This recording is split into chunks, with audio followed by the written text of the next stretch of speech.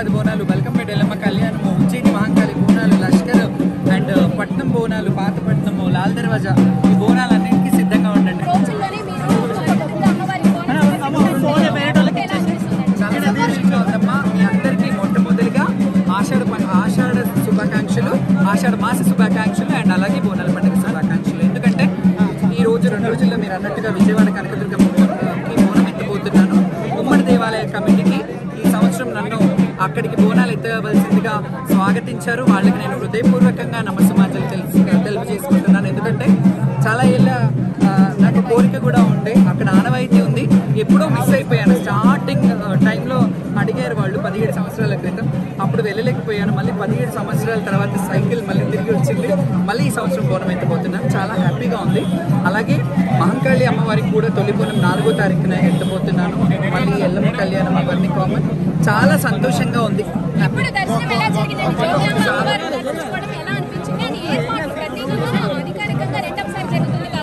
అధికారికంగా నిజంగా చాలా బాగా ఉంది. లాస్ట్ ఇయర్ కంటే ఈ ఇయర్ చాలా బాగా అనిపిస్తుంది. ఎందుకంటే ఇక్కడ ఇది ఆరంభం మాత్రమే, ఇంత తొందరగా చెప్పలేము.